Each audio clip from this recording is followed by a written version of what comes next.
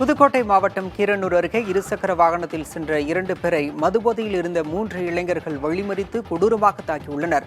பாசிப்பட்டி பகுதியைச் சேர்ந்த ஸ்டாலின் மற்றும் விஜயகுமார் ஆகிய இருவர் பைக்கில் சென்றபோது அவர்களை இளந்தவாடி என்னுமிடத்தில் வழிமறித்த 3 இளைஞர்கள் சரமாரியாக தாக்கியுள்ளனர்.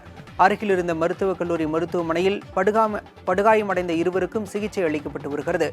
இவர்களுக்கு முன்பு 2 வாகனங்களில் செல்வோரையும் கொடூரமாக அந்த கும்பல் தாக்கியுள்ளது. அதில் படுகாயமடைந்த ஒடுக்கூரைச் சேர்ந்த பன்னீர்செல்வம் என்பவரும் மருத்துவமனையில் சிகிச்சை பெற்று வருகிறார். இதேபோல மர்ம நபர்களால் தாக்கப்பட்டு வாரம் பலர் மருத்துவமனைக்கு வந்து சிகிச்சை பெற்று செல்வதாகவும் இது தொடர்பாக காவல்துறை விரைந்து நடவடிக்கை எடுக்க வேண்டும் என்றும் பாதிக்கப்பட்டவர்கள் கோரிக்கை விடுத்துள்ளனர். நைட்டில் 3 பசங்க இருந்தாங்க. 3 பசங்களும் ஒரு 25 to 27 வயசு இருக்கும். ஒரே மாதிரி சட்டை, ஒரு லோயர் பேண்ட் போட்டிருந்தாங்க. எதுக்காக அடித்தாங்க, என்ன அடித்தாங்கன்னு தெரில. எங்களுக்கு இதுக்கு முன்னாடி யாரோடக்கும் பிரச்சனை எதுவுமே கிடையாது. அவங்க அடித்தவங்க யாருன்னு எங்களுக்கு தெரியாது. அடித்தது மட்டும் இல்லாமல் அடித்தவொடனே நான் ஓடி போயிட்டேன். அவங்க எங்கள் மாமா மட்டும் கீழே விழுந்துட்டாங்க. அவங்கள அடித்து அவங்கள்ட்டேருந்து அவங்களோட மொபைல், அவங்க வச்சுருந்த 2000 ரூபா பணம் எல்லாத்தையும் எடுத்துகிட்டு போயிட்டான். ஓடும் போது என்னோட பைக் சாவியை எடுத்துகிட்டு போயிட்டேன். அதனால் பைக்கை போட்டு அடித்து உடச்சிட்டாங்க.